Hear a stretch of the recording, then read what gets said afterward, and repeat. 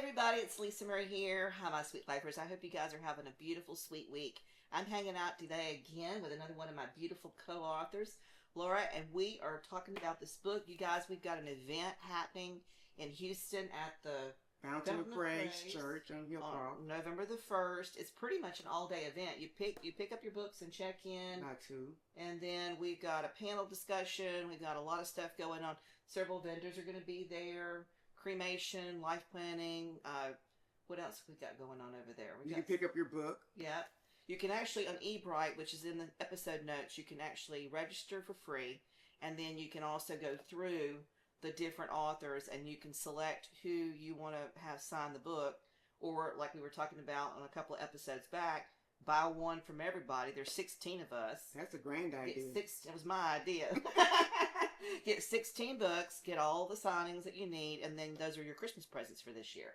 That's a wonderful So that'll be a really neat thing for people to do. I've had so much positive feedback about this book, and I can't wait for you guys to read it. But today we're hanging out. We're going to talk about you and your beautiful story and how it really touched me. And honestly, so many things about your life are similar to mine. Wow. It's parallel there. I lost 2 children. Wow. My mother was killed when I was 8 years old.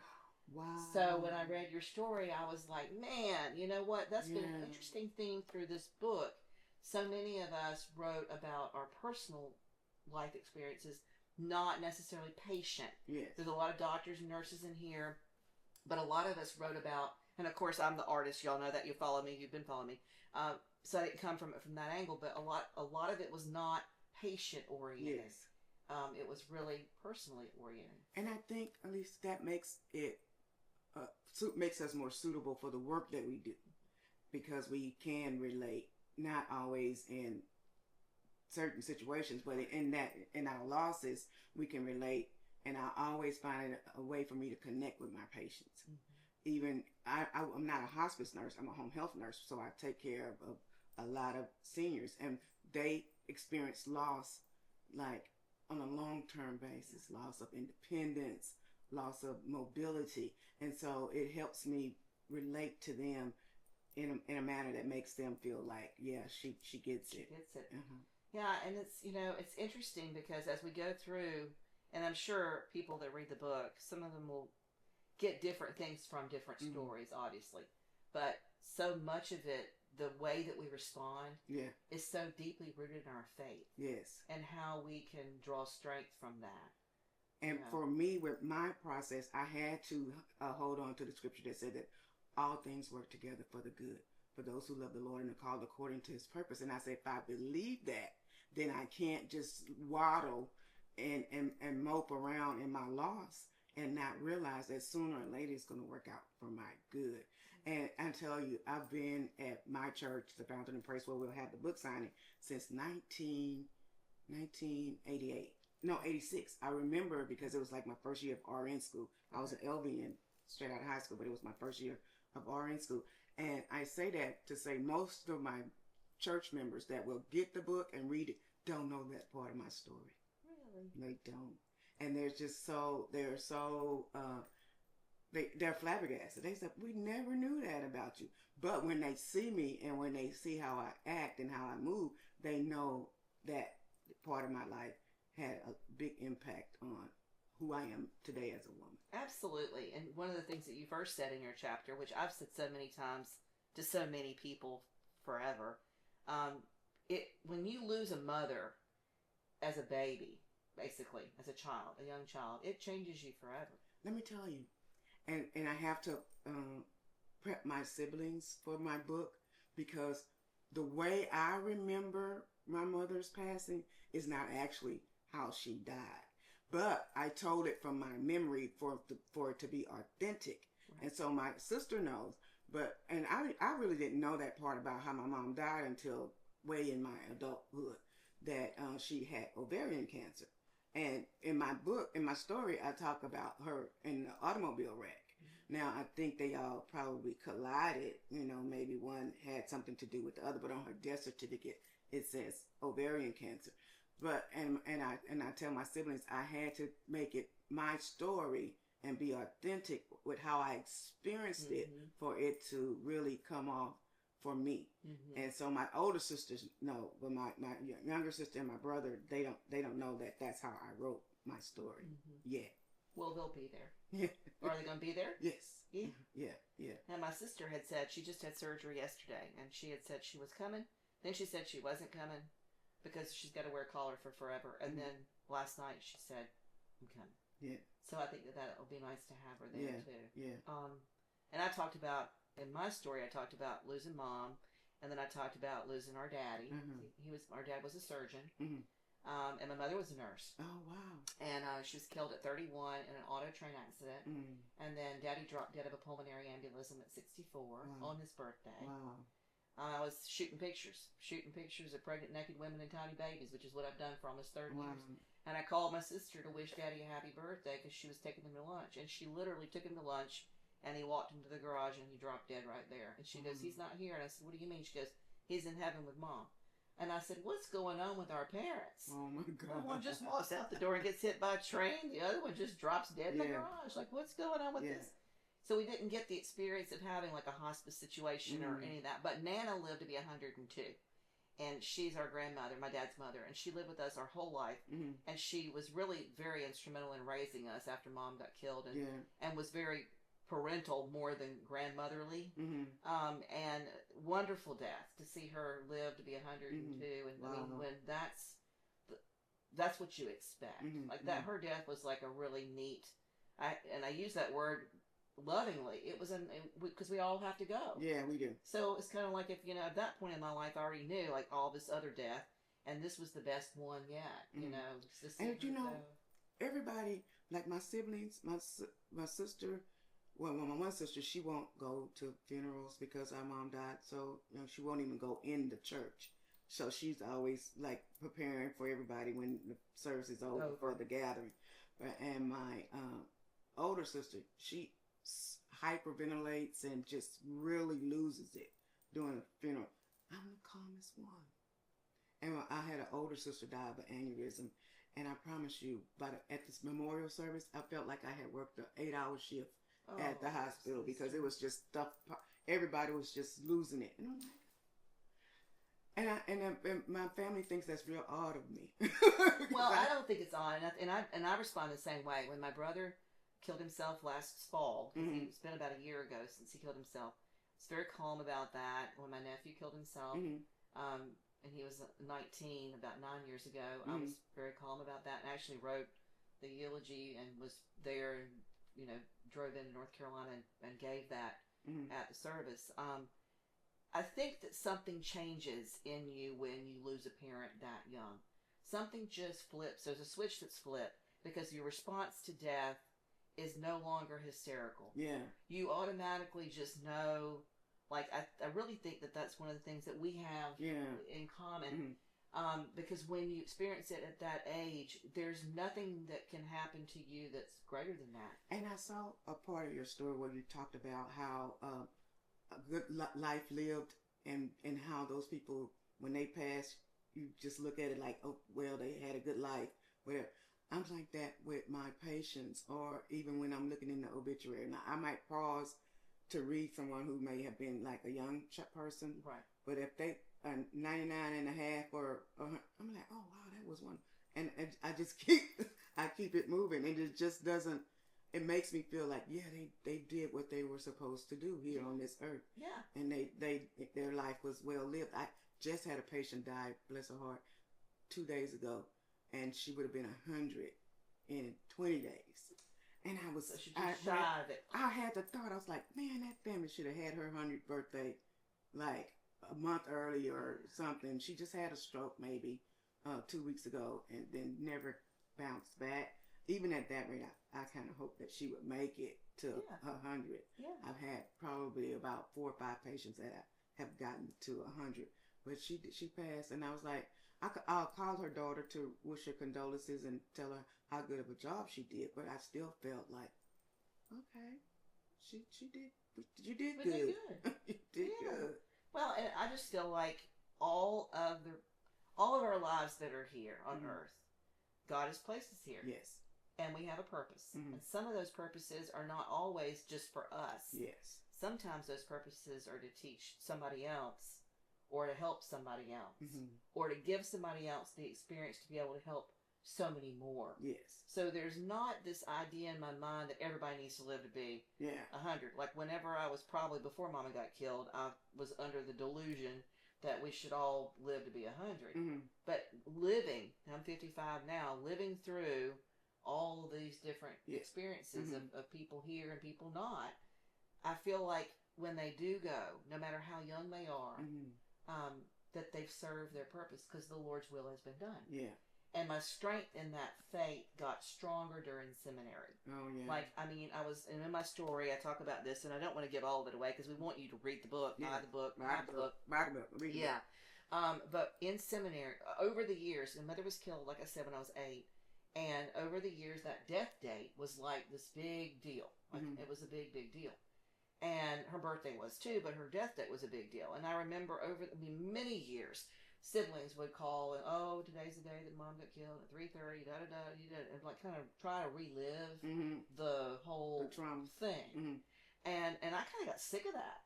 I was kind of like, I don't want anything to do with that. And so I was driving down the street during seminary, so it's been about a year and a half ago, and it was that day, and I was thinking about that day, and I heard a voice. And I know it was the Holy Spirit, and he was like, don't you know that's your mama's birthday? That's the day I called her home. From now on, you need to be thinking about the day that she died is the day that she got to come to heaven to be back with the Lord. So there's a whole new way of thinking about that day. So March 28th for me is no longer a sad day, the day that Mama got killed. It's the day that Mama got given her best body and gets to be in heaven with the Lord. So if you think about it, it's just a mind shift, but the faith is so important. And I feel like I wasn't asking for that gift from the Holy Spirit, but that day he was ready to just deliver that. So if you had ever had the opportunity to come to a memorial service at my pastor's preaching, you would have probably got that sooner, because he always says death ain't nothing but a dressing room. You take off corruptible and put on incorruptible. You take off mortality and put on immortality. He says it at every funeral. He says nothing but a dressing room. Yeah, and I mean, through the classes in seminary, I learned so much about the spirit and the soul and the earthly body and the immortal body and how God intended for us to be immortal from the very beginning. And sin is what stopped that. And that whole curse is going to be lifted. It is lifted in Jesus. But it's interesting because I was in the Baptist church my whole life and never got that lesson. And then I was in the Episcopal church, my married life with the children, never got that lesson. And then I hear I'm told off to get a master's degree in theology, and I got that lesson. And it's like a light bulb went off, and I was like, hey, why are we worried about dying? Yeah. Because dying's part of the deal. And it was part of the deal since Adam and the fall and all of that jazz. But if you believe in Jesus, you're good to go. Exactly. So it just makes me more empowered, more excited, more driven, I should say, to minister to people and help them understand that gift that Jesus has given us. Because without that, what are you doing? I tell you. What are you doing? So and for me, when I'm thinking about that, when I'm with my patients, I have to, of course, I always look for a sign. If they have a cross, or if they have, I'm just not going to I'll ask them, but if I see that, I always pray with them. But to me, it always help me be a better nurse to them and help them get to their max potential, knowing that this is not the end. No, it's not the end. It's not the end. And those babies between me and you, mine and yours, we're going to have them. See, and we're going to see them. But that's, I tell you, from like you was talking about your mom, you're not wanting to celebrate that day anymore. So we used to always go to I have two babies at in Pearland at Paradise Babies Cemetery.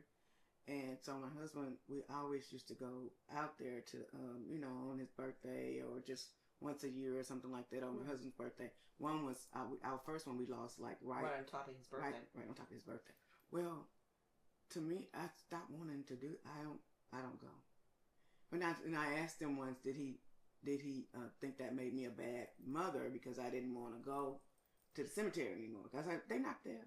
That's the thing. So Brian and I rode the first grade school bus. Y'all know that too. Brian and I rode the first grade school bus together. My daddy delivered the whole town. He was the OB, and Brian's daddy built the whole town. He was a builder.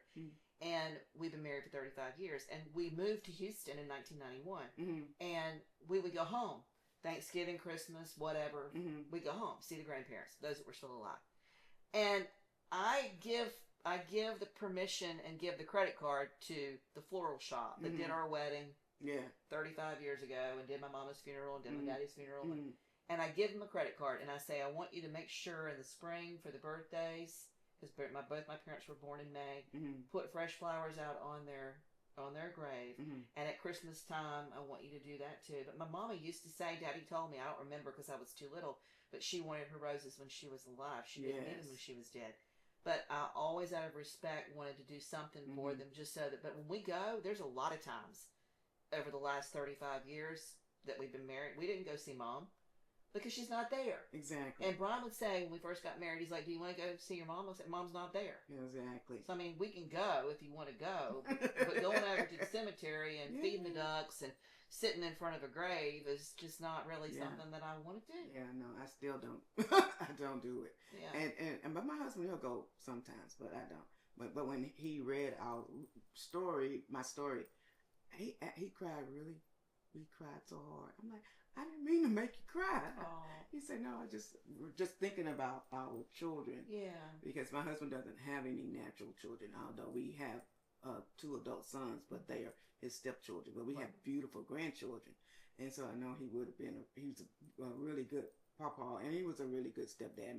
My youngest son said, as a man, I don't think that I could have done what you did for stepping in. I have to tell you, growing up with a stepmother and seeing family members and seeing other clients who've been with me for many, many years, you know, they're married, they bring me the babies, they get divorced, they get remarried. It's been a very interesting observation. It's a rare gem. Yes. To find either a man or a woman, for that matter, that can really step in and love, but love in a different way. Yes. Children that don't biologically belong to them. And I don't know why people think that that's an easy task. It really isn't. And because I had after my mom died, I had several stepmothers and didn't cut the mustard. To me, they didn't. I didn't feel like that motherly connection with any of them. So maybe it was different for girls. But I don't know. Maybe. I had 2 boys, and so they got right into the t-ball thing and the sports thing, and so they were like some bonding there. But I didn't. Well, girl, I'm gonna tell you right now, I look just like my mama. Really? I do too. I look like her, act like her, talk like her, walk like her. I'm so different from my siblings, and they always say you just act like if I go to my hometown and I don't know that person, if they of age, they'll say my mom, they called her name was Catherine, but they called her Alisa because she was the youngest of her siblings, and they said, you must be Lisa's daughter. Same thing happens to me. Yeah. I was like, it's amazing. And my mom was very, very religious. In fact, her wreck, she was driving a church bus at the picnic taking the kids to a church picnic. And so my brothers, once my mom died, they didn't want to go to church anymore because they felt like my mom would have them in church all day Sunday, all day. And so they would go in the morning and pack them lunch or whatever. I was too young to remember those days because they would go to the church in the country. So, but they said she was very, very religious. Yeah. But I don't remember. I only have like one memory of my mom. It's very weird to me. That happens too. I think that you were 8, so I was 6. You have a lot of memories. Yeah. I don't have a lot of memories of my childhood at all. Really, me either. Yeah. But you know what I did? I read a lot, and I would transport myself out of my situation into the story. I think that pretty much God just has a way of starting to wipe out some of the stuff. Because my stepmother didn't really like me at all. I looked just like her, like my mother. And Daddy married 6 months after Mother was killed. Oh wow! Yeah, he was a surgeon, and the nurses at the hospital sort of shoot him into getting married early. And we never grieved it. We never got done with that whole project. And so did you go to the memorial? Because they didn't let us girls go. They wanted it. Daddy made us go, and it was a full blown open casket thing, and Reverend Larimore was our minister at the Baptist church, and Elizabeth Walter was just wandering around. He didn't know what was going on. He was just wandering around, just asking me five times a day. 5 times an hour. Where's my mama? Because he didn't know what was going on, which was driving everybody crazy. And my sister, who was 6, they have the casket half open. She wanted to be lifted up, and then when she leaned in, she wanted the other part of the casket lifted up because she wanted to see her feet. Oh my God. Because she didn't know she was fully there. She wanted to make sure Mama was fully there, which is normal for a 6-year-old. Yeah. I was petrified. I really was. I didn't want to do all that. It scared me. And when they lifted me up, because they insisted on doing that, I could see where her lips were sewed together and there was cotton in her nose. And they had a scarf around her neck. And for years I thought maybe the train had like sliced off her neck or decapitated her. And when I got old enough to actually ask the questions, nobody would say anything to me. So I think she was decapitated. I won't know that till I die and ask her myself. Yeah. But there's a lot of secrets. There was a lot of secret, not secret in terms of how she was killed. There was no conspiracy behind it. I mean, she got hit by the train. Yeah. But as far as the damage done to her body and all of those details, they didn't tell us. And I wish they had. Because I'm the kind of person that likes for you to lay it all out on the table. And I would have dealt with it better. Because I'd rather know than have to be wondering, well, did she? Did this? Did that? So that's sort of a thing. But I think that that's one of the reasons why I will never be embalmed and buried. Because the very first death I ever saw was like stitches, like, what's the guy's name that does the crazy stuff for... the little dolls that get patched together and you've got the little stick. I can't remember his name. Y'all know. He does the Halloween movies. Tim Burton, I think is his name. Anyway, I was like, no. Let me tell you, they didn't let us go because my mom's siblings, they were just loud grievers. So he knew it would be a lot of wailing and screaming and all of that. But they dressed us up. So we got new dresses and new shoes and everything. And so we were waiting for everybody to finish the memorial. And I really, probably about 2 years ago, because I'm a shopaholic. And the reality is like, I traced it back. I'm like, I always got to have something new when something's happening. And I think that's where that trait came from. Yeah. Being always having to shop and have a new outfit if it's a party or event. Well, I tell you something. I have something to wear. I'm gonna buy something new. I tell you something else that popped up. Isla Mae was just baptized back in February, and Nana always sat. So here's the church. Here's the aisle in the middle. There's the pulpit. Nana always sat us here on this side, on the pulpit side. But whenever Mother was buried, Daddy was buried, any funeral, the family always sits on the right-hand side. And I won't sit on the right-hand side. Wow. I'm always adverse to the right-hand side of the sanctuary. And so when we were I didn't have a conversation with Father Andrew about it, but whenever we were in there for the baptism, of course we were supposed to sit on the right-hand side, and we did sit on the right-hand side. And that was fine. I mean, like, whatever. But after the fact, I said to him, I don't want you to put me back on that side again. Like, I understand that that's traditionally, the family sits here. And I said, but no, anything else that we do, I want to be where I normally am. Yeah. And then I started thinking about, why am I so adverse to that? I said, oh, I know why. Because every time that I had to bury my mom and my daddy, we were put over on that side when Nana and I used to sit on this side. So that side's the bad side. In my story, I talked about how things trigger your memory about death and stuff like that. Well, I'm not a music person. And that's weird to me because my friends said, you need to start listening to music more because that's how you tag memories. Oh. You say, oh, you remember this song was out when we were doing XYZ, right. da-da-da-da. So I'm not a tagging memory with a music person. And I realized it was because one of my older sisters, her husband killed her. And we were in the car going I don't think we were going to her house, but we were in the town. And the song, When Will I See You Again, came on. When will I see you again? I know the song. Yeah. Sweet love. I never listened. I don't like I I listen to talk radio when I drive in my car. Right. Because I'm a home health nurse, and when I'm driving. So funny that you're saying that too, because you know what? I don't drive in the car with any music either. It's dead silent. I don't. I mean, whenever Brian and I go back and forth to Florida, we might for because it's a 10-hour drive. We might put on 70s for an hour. But we could sit in the car literally for 4, 5, 6, even it's the so whole weird. 10 You're hours. the first person I've met that can do that with me. No music, no, just nothing. Now I can't do it with my husband, but if I'm in it by myself, nothing. Or I listen to crime radio. I'm solving crimes. Oh no! I know, but I'm distraught because it's no longer the HLN. It's no longer on the Sirius X satellite radio. Right. So it went away. I'm looking for. I'm like, where's my stuff? Where's my crime radio? Yeah. But yeah, I don't. Because That's music triggers. Yeah, it's interesting. I mean, it's interesting now that we're able to have this because you and I are with that in common. The childhood trauma and what it does. You lose your memories. You are triggered by music.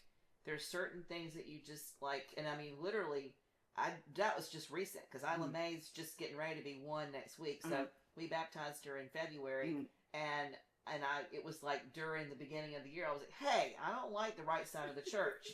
And then Father was like, "What?" I said, "I really don't like it." And then I was like, "Oh, I know why I don't like it." Yeah. And it was I didn't know why I didn't like it, but it was just back there in my noggin. And then it was like, "Okay, that's why I don't like it because that is associated with death and burying a parent."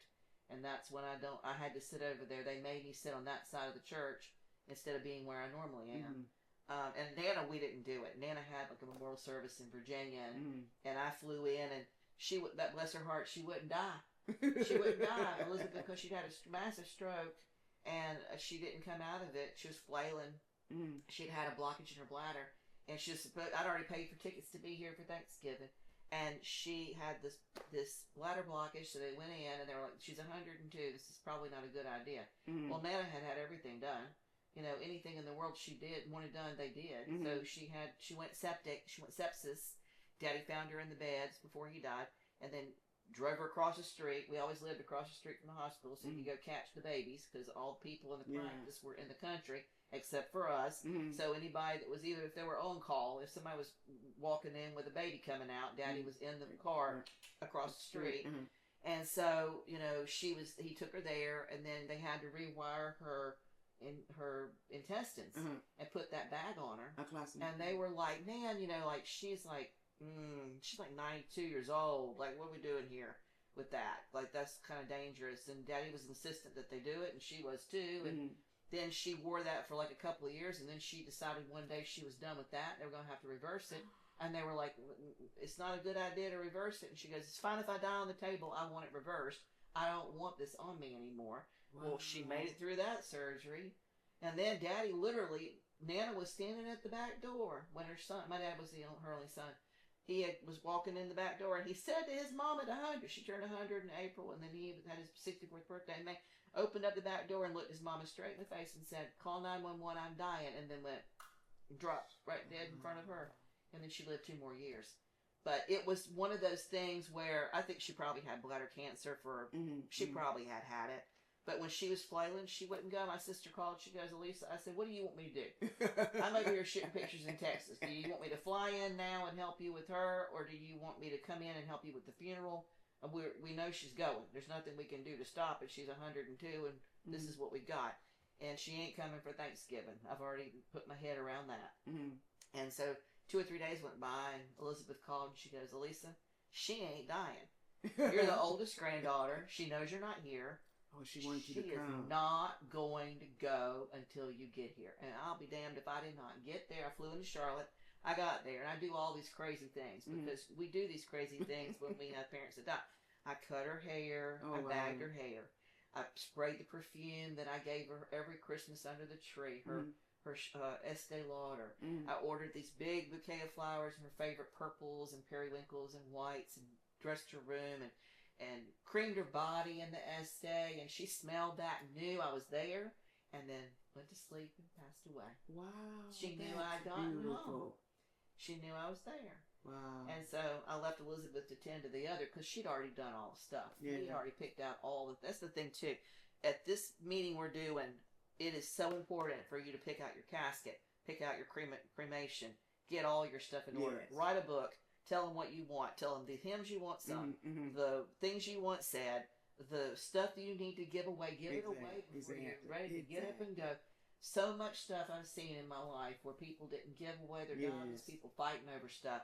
People didn't get this because they thought they were supposed to get it, and they're mad for the rest of their relationship. People mad about stuff, which you can't take to heaven anyway. But it happens because people don't want to let go. It brings out the worst in people. And I tell, like my mother-in-law now, my father-in-law's been dead about 15 years. She still has this big, huge, stand-up, antique, that doesn't work TV. You remember how they used to have the first? Yeah. And it's in the garage, taking up space. And I'm like, why don't you throw that TV? Well, my James brought that for me. It doesn't work. James is long gone. And you need to declutter. This is where I told Alisa, I don't mean in an ugly way. When you die, we're throwing all of this away. We're throwing all of this away. Yeah. But I always tell them, do it while you can. Yeah. You know, and then you can say, oh, this is really valuable to me. I would like for somebody else to have it or whatever.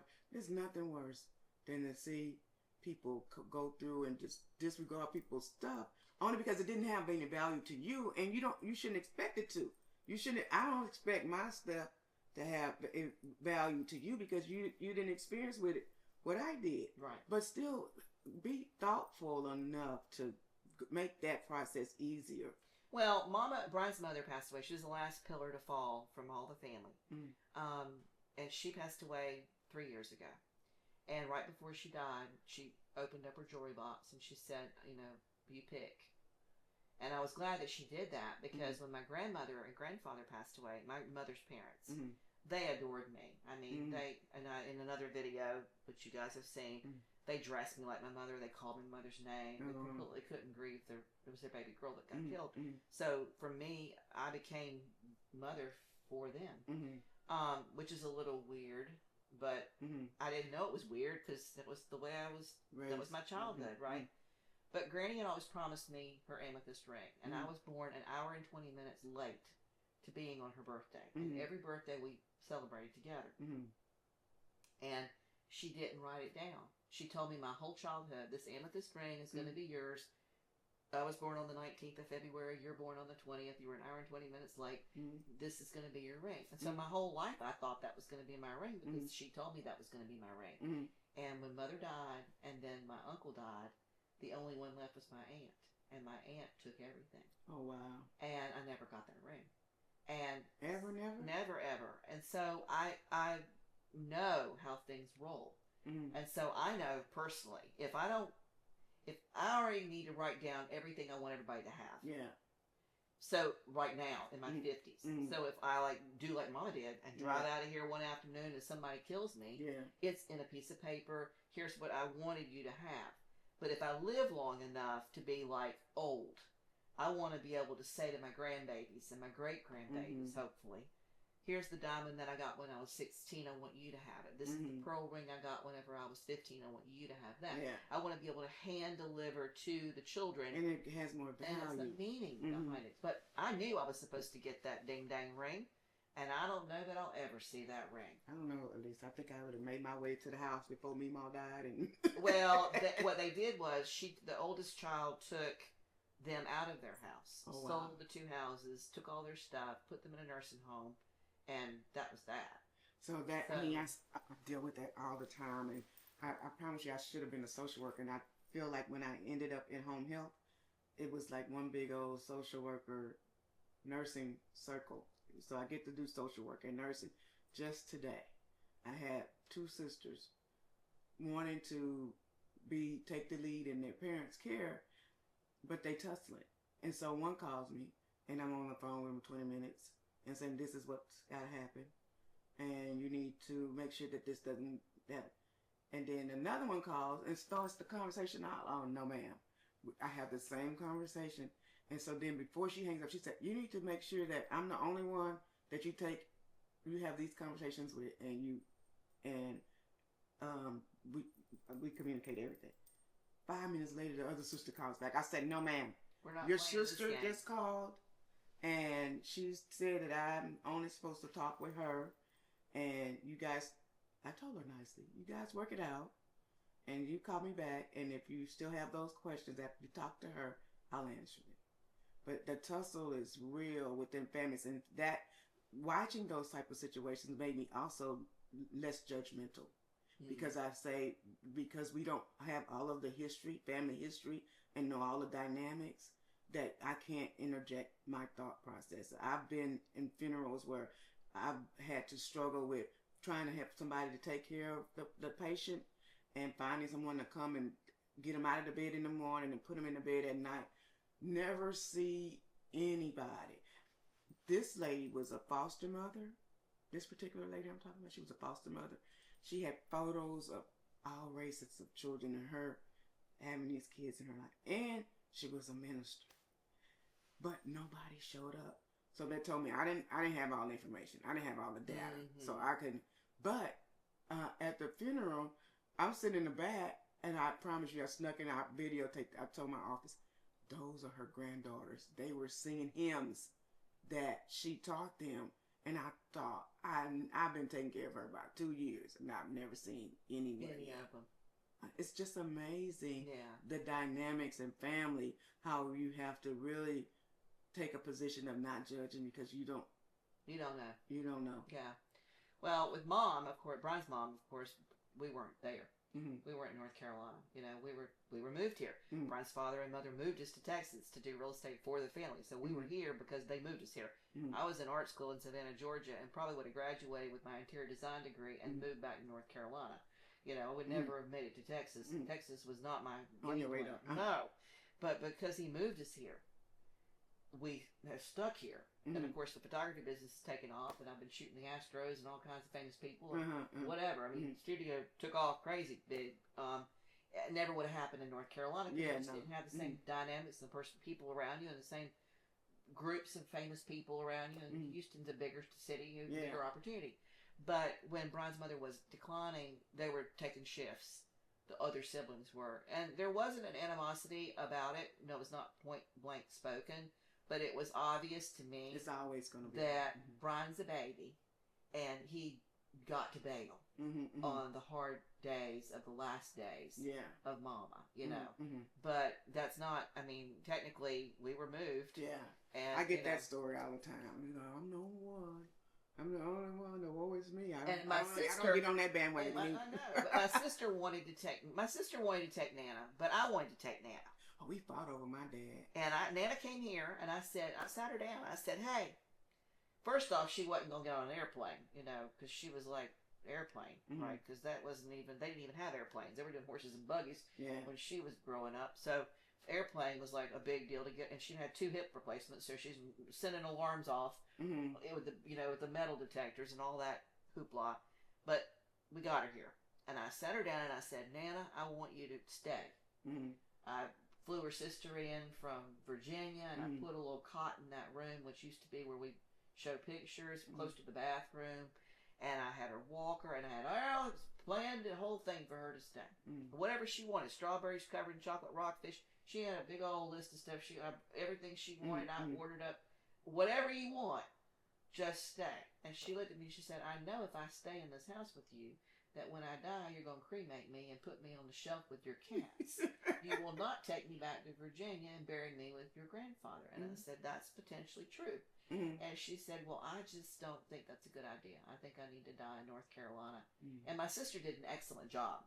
But we didn't have any problem finding help. Me and my sister were playing tug of war on who could be the one to help. That's what I'm saying. So my dad, he had lung cancer in his early 70s, and I figured he probably had it longer, but you know, all of a sudden now he got COPD and lung cancer. Yeah.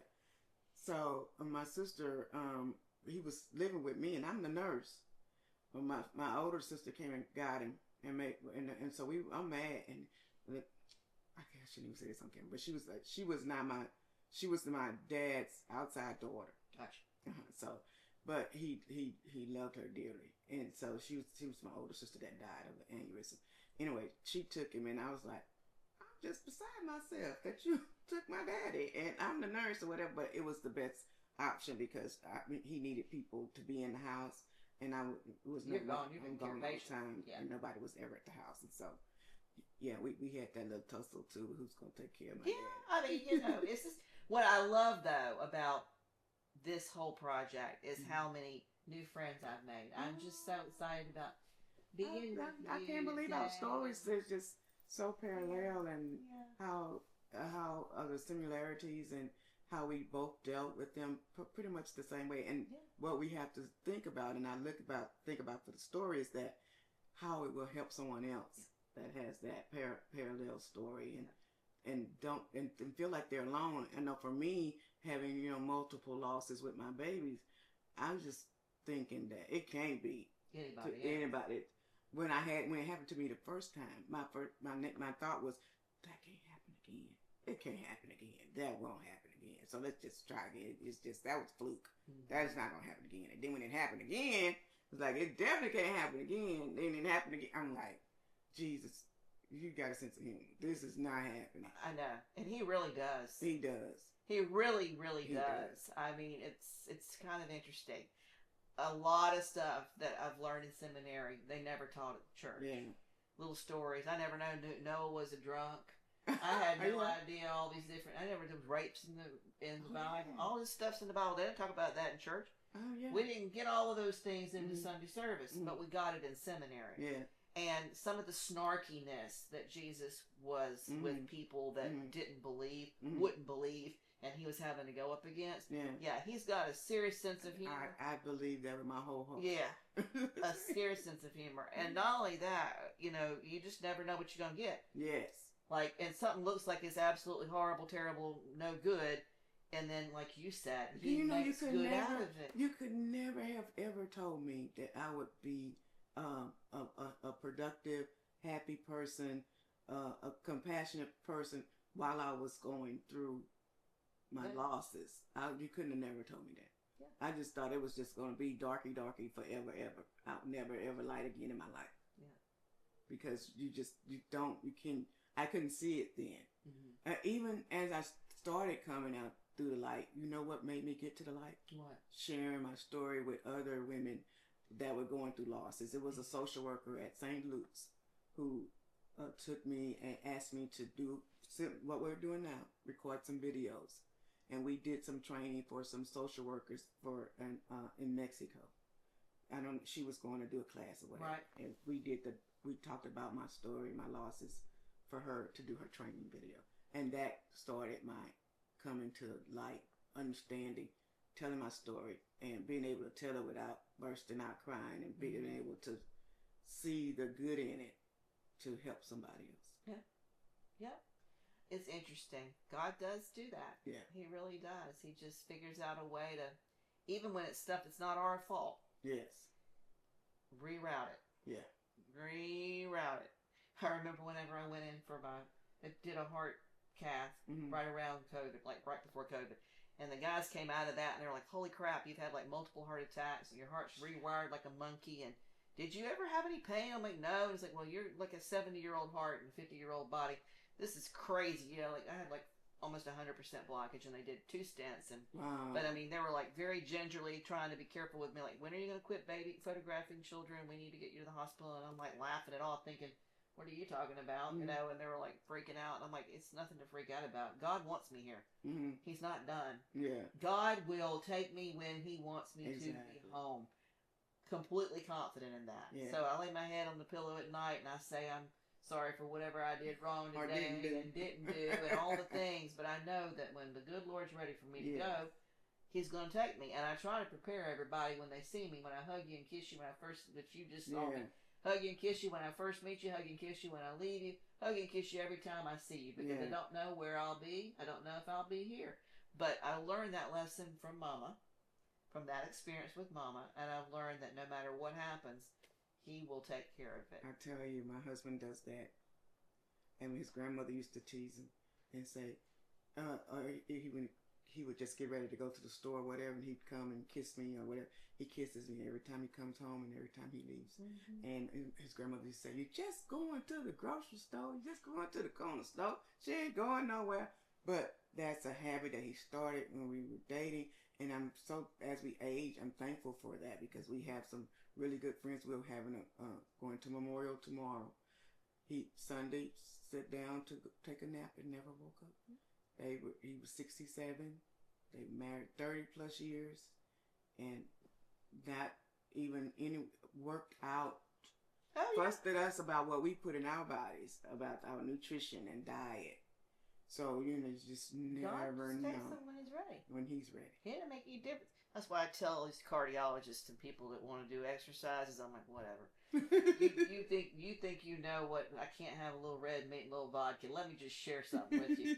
When the good Lord's ready to take me, it ain't gonna make any difference whether I had red meat and vodka or I went to the gym every day. And I sure ain't spending my time in the ding dang gym. Yeah. I got other things to do. I can see that for you. I can see that for you. I ain't doing that. So anyway, well, that's a good place for us to end on. Yeah. I hope that you guys have found some nuggets in this. I know that we have enjoyed spending time together. I enjoyed meeting you. If I knock on the door, please let me in randomly. Well, the door's always open. You know that. Anytime you need me, I'm always here for you. I hope that you guys have found some value in this. If you did, do us a favor, like and share. Don't forget to ring the bell. And we'll see you the next time on another Sweet Life. The other thing is, check down there in those episode notes and get yourself registered for this book. I want to say book tour, but it's more like a book release and a symposium, almost like symposium, discussion panel. A lot of cool stuff that happens on November the 1st. So we look forward to seeing you soon there too. Stay sweet.